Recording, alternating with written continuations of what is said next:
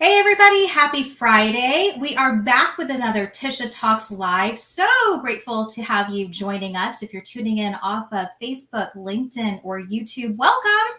And definitely shoot us a comment, say hello. If you have questions for my guest, I'll be bringing him in just a second, James Christensen. He is the president and CEO of Gateway Bank. And today we're going to be talking all about how to build a strong culture. So if you have questions or maybe you're struggling with your culture in your company, he is a great person to ask. He's a great friend and just the coolest human ever. And I think you'll agree once you meet him. But before we do that, I want to give some shout outs, especially to James. So James is actually the sponsor. His company, Gateway Bank, is a proud sponsor of Tisha Talks Live, as well as Social Connect Phoenix. Social Connect Phoenix is an event that I host every quarter here in Arizona, if you're in the Phoenix metro area. Our next one is coming up on August 2nd, and we are doing things a little bit differently since it's so hot here. We're actually going bowling at Let It Roll Bowl. So if you are interested, you can grab the link right there at bit.ly/Social Connect Phoenix August 2nd and join us. It's going to be so much fun. Of course, I'm going to bring the pizza, the popcorn, the popsicles, all the fun stuff you want for summer, and you'll get to meet some really, really great people. Another thing that I do is I like to host Connecting Through community events, and we'll be planning a couple of events coming up here soon. So if you have kiddos, family, friends that love to lend a hand to our local nonprofit scene here, then check this out. We'll be setting up some events here in the future as the weather cools down a little bit to be doing those things for our local nonprofits. So before we get started, I know a lot of you like to tune in to Tisha Talks Live. I started doing this at the beginning of the season, and I always like to start off with a little Friday dance party. So here we go. You can check this out, and I'll be right back.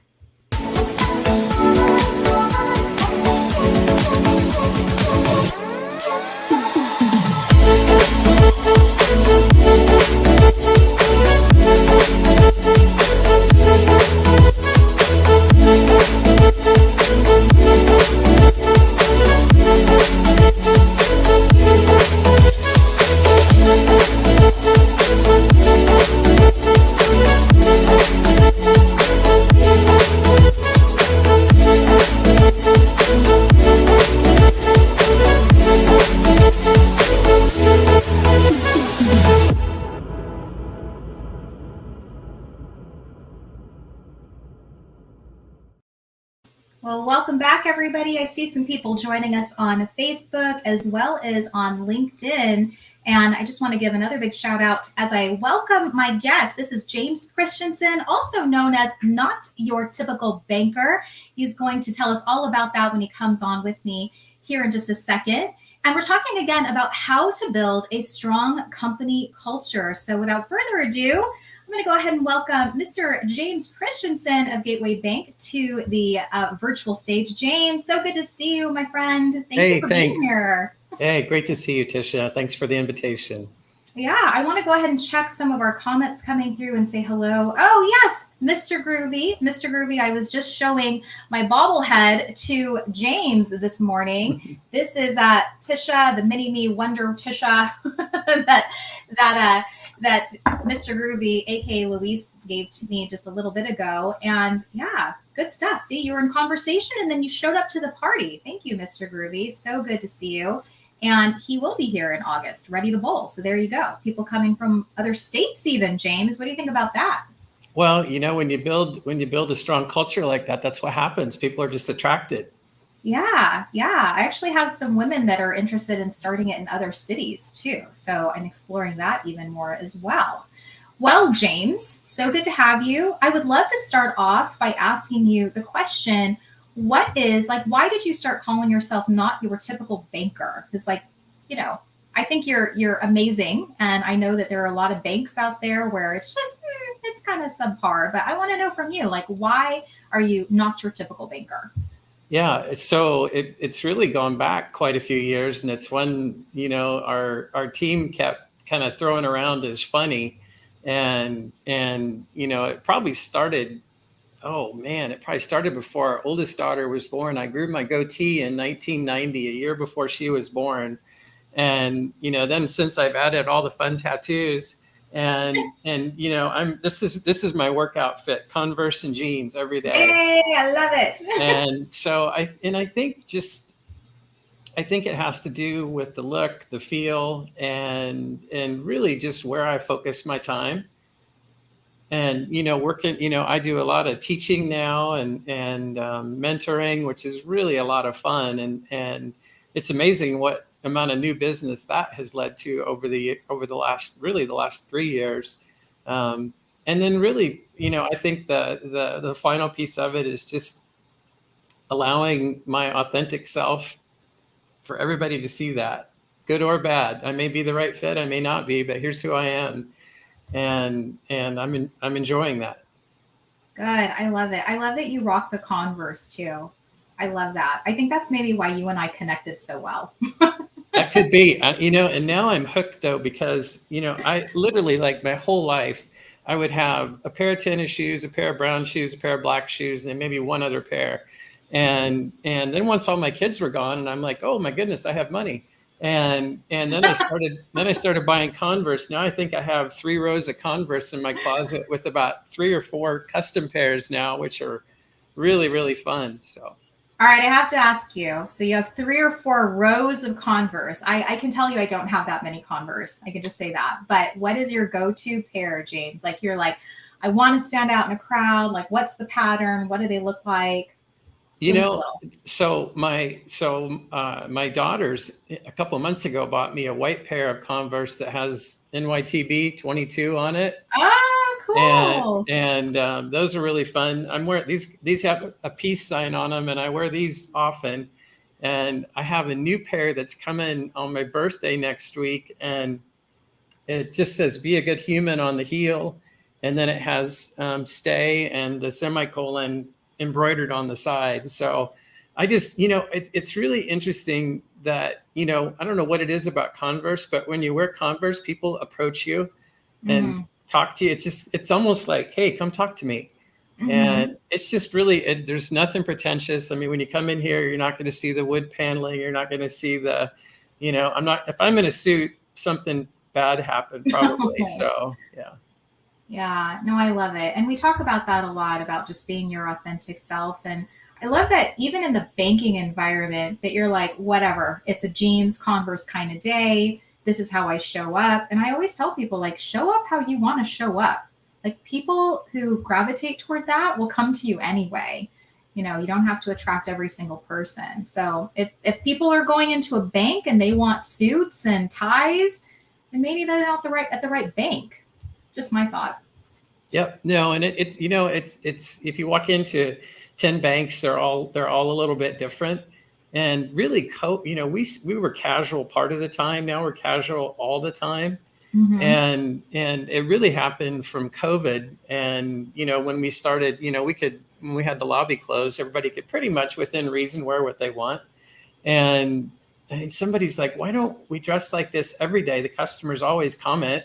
And so for the last 2.5 years, we wear jeans and whatever we want to wear. No, no sweatshirts, no big holes in the jeans. But other than that, people pretty much just get to be themselves, which is part of the culture. I mean, it's just a cool place to work. I have the coolest team in the world, and it's really like, everybody, not everybody, but a lot of people talk about work family, and this really is my second family, and Mm-hmm. and we treat each other like that, and it's taken a whole lot of years to get to that point. It'd be nice to say I wish I had the perfect culture day one. I don't know if I'll ever have the perfect culture, but it's certainly groomed in a way that we're to the point we attract people now, which is great. Right. I'd say you're pretty close. And from what I know about the people that I've just worked with at Gateway Bank, like Shelly and even Lauren, like these ladies, I've seen them so much. I actually told Lauren, I'm like, I've seen you so much just in the month of April because she was always supporting the events that I was speaking at. Same with Shelly. So I know you have such a great team there. So let's get into building that culture. And I'd love for you to share some tips with the audience and with people watching the replay. Like, what are some lessons that you learned, James, on how to build a culture? Like, what are some of the things that you would say this absolutely needs to be part of your culture? So I'll tell you some things I've done and that I've changed. So, like, I always thought it was just, if I have an open door policy, which I've always had, that would, everybody knows they can come in and talk to me and here's a thought. But, there's some people that are more introverted, some more extroverted, and you don't get input from everyone. And so a couple of years ago, we started trying some different things. So, I work out with about, 25, 30% of my team twice a week. Mm-hmm. If you get to see what everybody's really like when they're sweating, wearing a tank top and gym shorts. So and it can just be fun. And then we've done, we work really hard on wellness and family. So we've worked on mindful resilience. We've worked on, massage. We've worked on basic, some things I would call naturopathic medicine in addition to, and I'm always asking my team, it's like, what else do you want to do? And our team, it's, usually if, in a company, you're like, oh, we're going to have an event on Saturday. And people are like, oh, I have to go. And our team's like, okay, this is what we want to do next. And, whether it's, go hit golf balls or, we have a couple really, different ideas now. I mean, I know we're going to go rafting at some point and just doing different things that literally everybody in the bank has the same input. So we have, we're very transparent on the financial side. We're very transparent on the personal side. I would say everybody, when you come into Gateway, what you see is what you get. And I think just having a culture where, everybody here supports each other and wants to see each other do well. Yeah. And it doesn't seem like a really difficult thing to do, but it just depends. Most of us have been in cultures that don't act like that. No. Like, wow, if I could come up with this. So it's really, it's really our job when we do our hiring that we bring on the right culture, that people are going to fit us. When you have your dance party at the beginning, we dance all the time. I mean, we're a bank and we dance through the lobby. So we had new pictures taken last week. And so everybody in the bank got makeup, men, women, we all went through makeup. And one of my team did the catwalk literally all the way across the lobby. And I'm like, that's going on social media pretty soon. So, it's just being fun. This morning I had on, I love hip hop music, but this morning I had my oldies, I had my rock and roll on. So I was playing a little bit of Living Color and AC/DC, and my team comes in and they're starting to dance. I'm like, hey, that's what it's supposed to be. It just puts you in a good mood when you walk in. So. Yeah, I bet you would be voted for like the best companies to work for, honestly, James. Like dance parties, rafting events, photo shoots in the catwalk, like very, very cool. I want to give a shout out to Royce Blake, who's also here. He's one of my loyal viewers. Royce, thank you so much for being here. He says, "Yay, Tisha and James." And then Mr. Ruby saying, "Absolutely, James. Communication, huge element for progress." I've been in a lot of organizations where communication is really the biggest downfall. And I know that you've said this just even a few minutes ago, James, that the open door policy is important. But have you seen companies that they say, we have an open door policy and the door is always shut? Or you try to go to your boss with this open door policy of, oh, good, a place I can come to and just have this conversation. And they're like, not listening, or it backfires on you. Like I've been in cultures like that. It's primarily the reason why I said I don't want to be in any company. I'd rather start my own company and create the culture and create the environment that I want. I think so many of us have been kind of ruined with company culture or lack thereof, that it probably is what prompted us to just be like, oh, to heck with this. I'm on my own. Like I want to do my own thing just so I don't have to deal with this. We have, and you have to have policies and procedures, which we do have, but you have to be fluid in the decision-making process. So like our team, family is really important. I mean, if people are happy at work and home, they're just better when they're here. Right. I don't mean I get extra hours out of them. They come and work there 40 hours or whatever their work schedule is, and that's all I want. And but things happen. Somebody, we've had, unfortunately, I've lost a team member, and I've had team members lose family members where they had to do some care. And that's when you're like, well, it's not even a decision of, hey, the policy says you have so many days. It's like, how long do you need? Yeah. It's okay. I'm going to be, my brother and I are tag team, and I need 2 months to take care of my mom. Done. Yeah. And then you talk to your insurance company, and they're like, oh my goodness, now you have to do it for everybody. I'm like, I would. And I have. Mm-hmm. I think it's not really an unlimited PTO, but almost, Mm-hmm. the way our team Mm-hmm. works, it's not like you would just take that just for the heck of it. There's a reason. Right. If you're going through something. The other one of the biggest pieces I've seen change in the last 3 years with us is, people are, I heard for so many years, it's like, if you're having a bad day, don't bring it to work. Yeah. I'm like, wherever you're at, bring it to work. Mm-hmm. Be that. Oh. If it's, I don't think we're meant to be smiling, happy 24 hours a day. Those mountaintop moments are awesome, but not every day is perfect, and everybody has issues. And, instead of trying to choke it down, if you need to come in my office and cry for a minute, do it. Yeah. If you need to, if you've got something going on that's bothering you, let's talk through it. Can we help? What's going on? And it's really like we just say we're one big, giant, dysfunctional family, but since we're family that chose each other, we may be less dysfunctional than our own families. Who knows?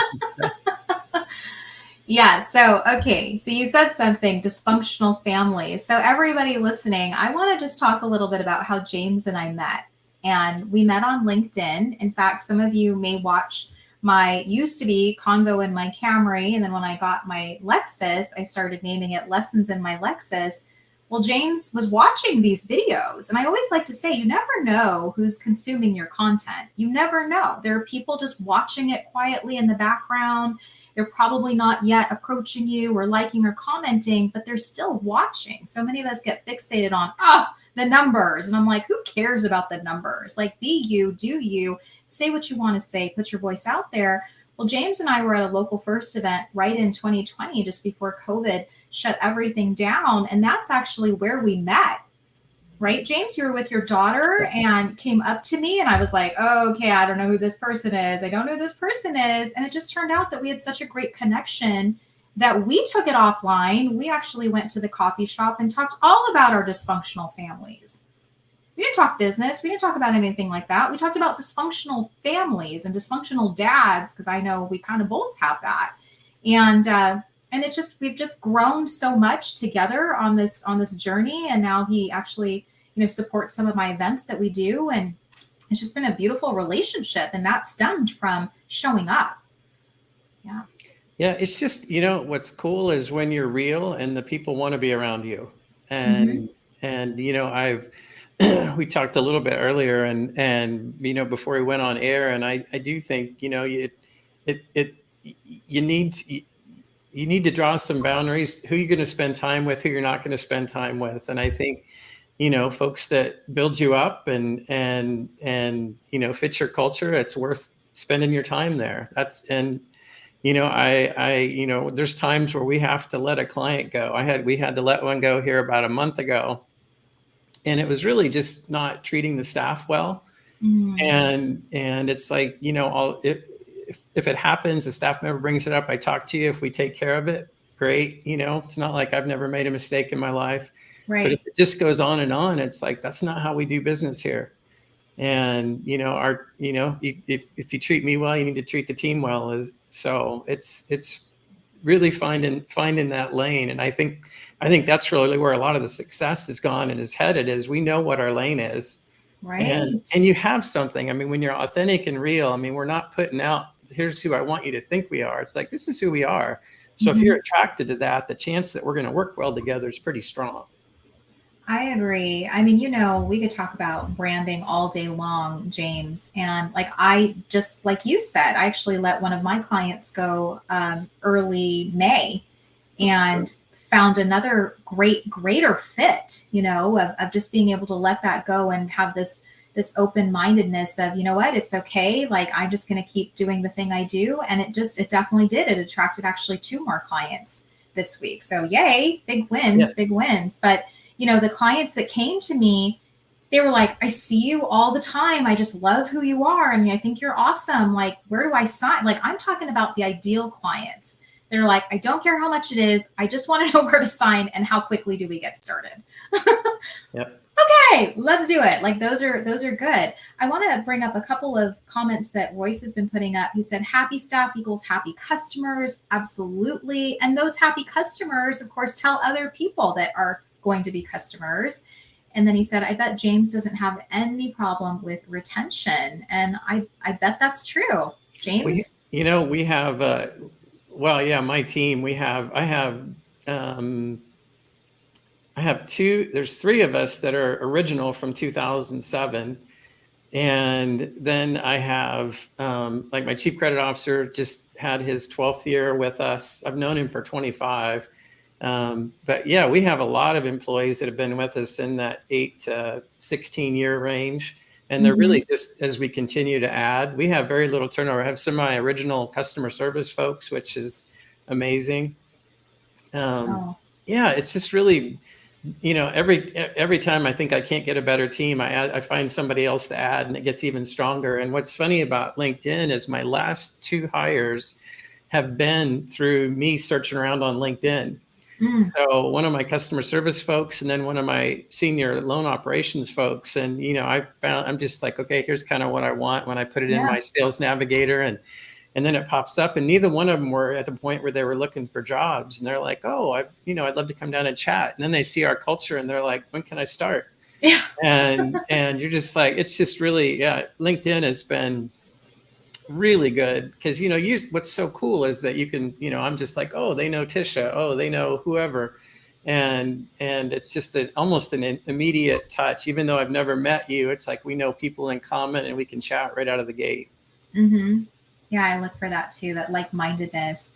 So what would you say, or what are some signs, James, of a company that is really lacking in culture? Like, you walked into some of these offices, or perhaps you've been a part of these companies where you're like, oh, you need a strong culture. You really need to focus on culture.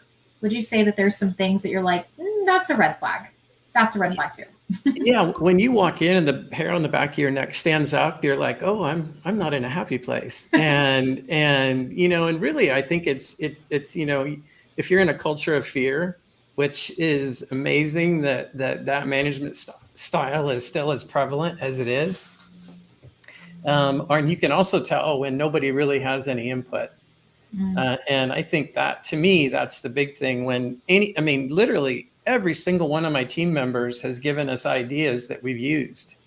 And they're like, oh, I'm seeing this. And there's a couple times they waited a little bit to tell me. And I'm like, I didn't even know that was an issue.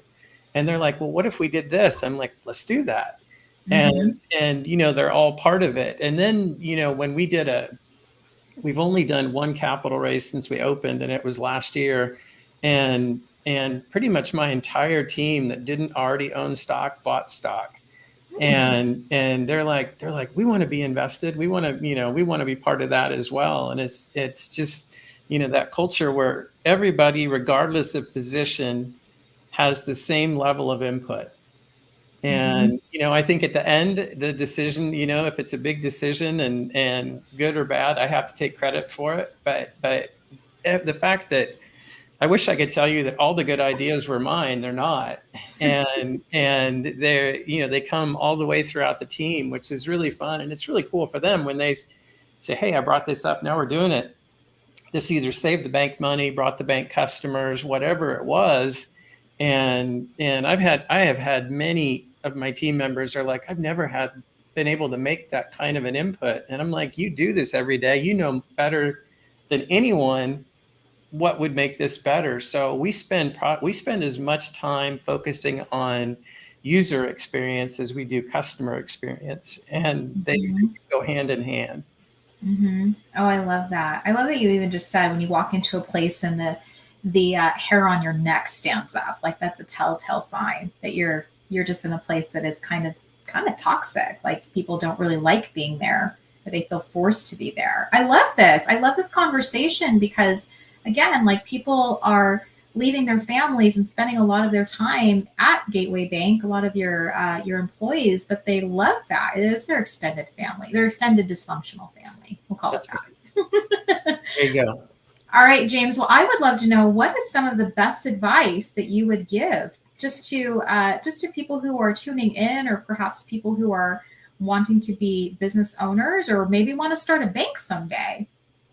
Yeah, I would say I'm a firm believer that everything you need to know you learned in kindergarten, and it's pretty basic, but it's hard to pull off and easy to chat about. So I think really just treating each other well. The comment that came up, about happy customer, happy team, happy customers. I'm very much a believer that my focus goes on my team, and the customer's not always right, but it's just a matter of how you convey that message. And I think I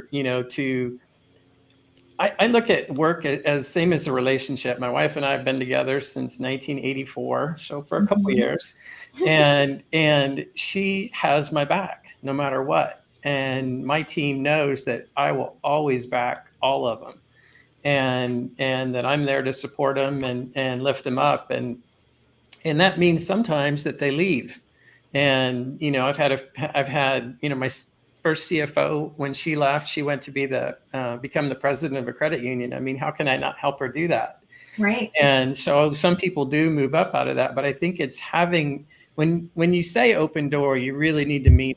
And it's like regardless of how this affects Gateway Bank, how does this affect you? And what are you trying to do? And I'll give you my thoughts. You can take them, leave them, do whatever you want, but I'm not going to use them to hurt you.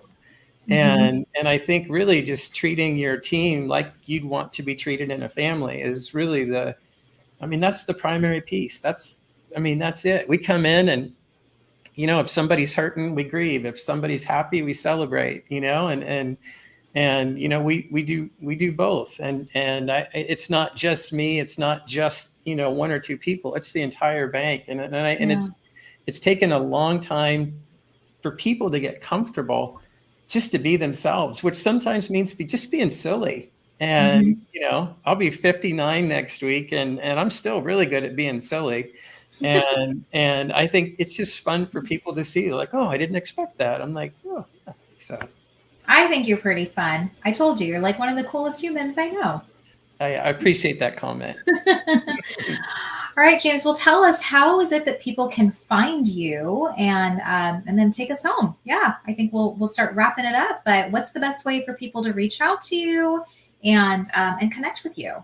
Yep. So our website is gcbaz.com. My work number is 480-358-1000. And you can also hook up with me on LinkedIn. So we're pretty active on LinkedIn, and we talk about all the topics bankers aren't supposed to talk about. So for a bank, we have a lot of fun. So you can always check us out there. I love it. All right. Well, thank you so much, James. Such a pleasure having you on with me this Friday. And thanks to everyone who tuned in live on Facebook, YouTube, LinkedIn, and we'll be watching the replay. Such great nuggets. Like I'm trying to figure out what clip I want to share, because you had some really good takeaways.